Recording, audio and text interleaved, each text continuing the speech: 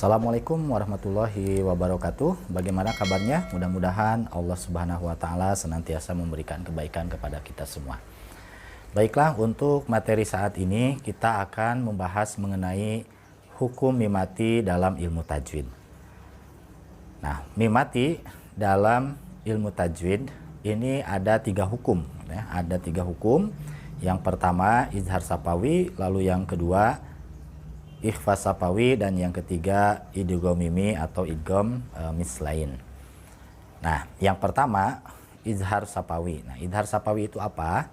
Izhar sapawi itu adalah apabila ada mimati atau mim sukun. Nah, mimati atau mim sukun menghadapi semua huruf-huruf hijaiyah. Mulai dari huruf alif ya sampai dengan huruf ya.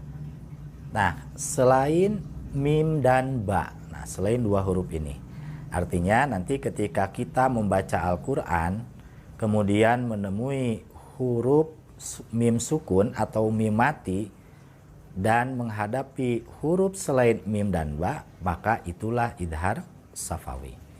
Nah, izhar itu artinya jelas, begitu ya, jelas, tanpa dengung. Nah, kemudian safawi itu artinya bibir. Nah, kenapa disebut safawi, izhar safawi?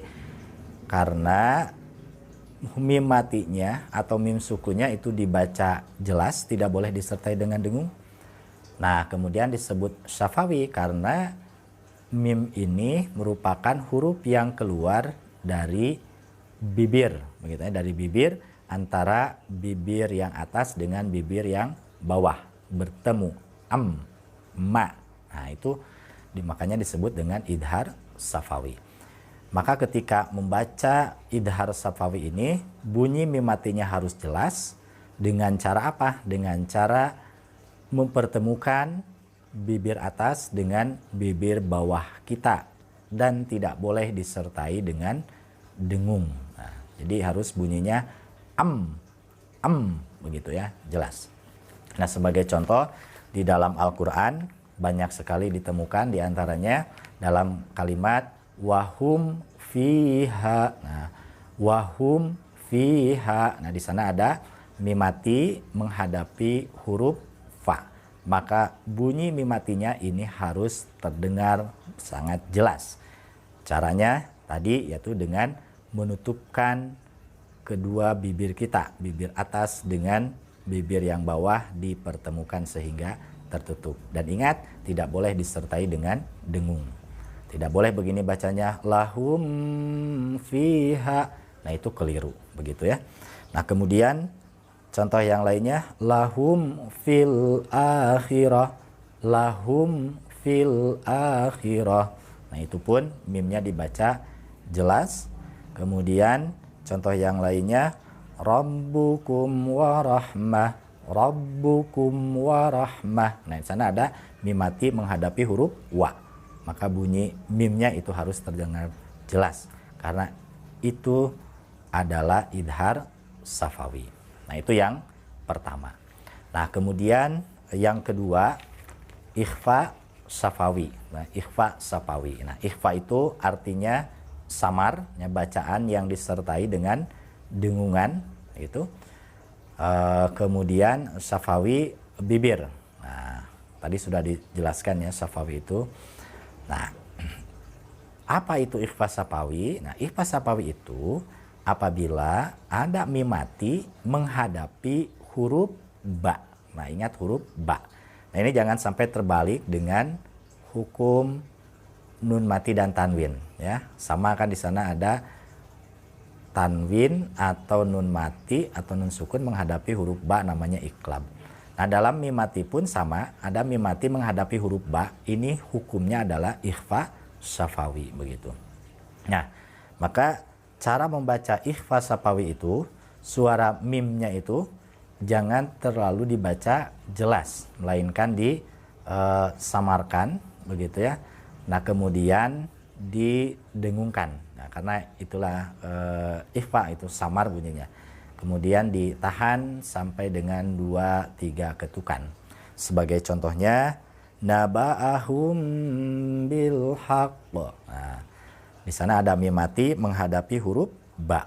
Nah, kemudian contoh yang lainnya, fa asbahtum bi ni'matihi ikhwana. Nah, di sana ada mim mati menghadapi huruf ba ya. Fa asbahtum bi, tumbi.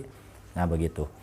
Nah, tetapi catatan dalam melafalkan ikhfas syafawi ini, si mulutnya itu jangan terlalu ditekan begitu, jangan terlalu ditekan.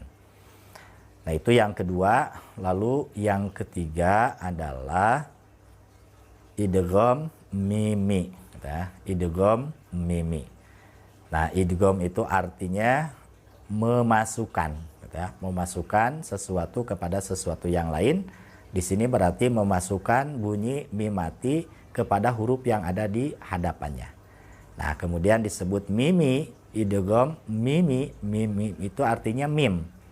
Ya, mimi atau mislain. Nah, mislain itu artinya dua hal yang identik atau serupa. Nah, sehingga yang disebut dengan idgham mimi atau idgham mislain itu adalah ketika ada mim mati menghadapi huruf mim. Nah, maka cara membacanya hampir sama seperti ikhfas syafawi, hanya bedanya di dalam idgham mutamatsilain ini atau idgham mislain ini bibir kita itu dirapatkan, ditekan begitu ya, membunyikannya, kemudian suaranya dimasukkan ke dalam rongga hidung dan ditahan 2-3 ketukan.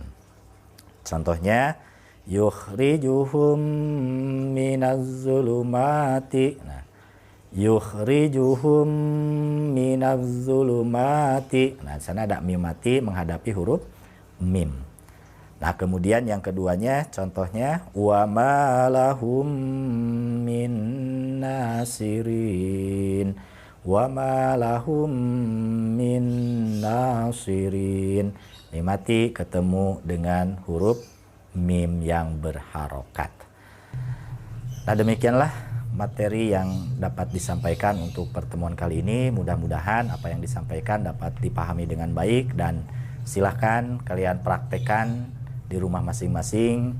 Buka ayat-ayat Al-Quran, cari di sana mim yang berharokat sukun atau berharokat mati, kemudian lihat huruf yang ada di hadapannya, huruf apakah tersebut, yaitu apakah huruf mim, apakah huruf ba, atau huruf yang selainnya, dan tentukan apa hukumnya. Nah, sehingga nanti bisa membedakan bagaimana cara membaca mim mati yang satu dengan mim mati yang lainnya.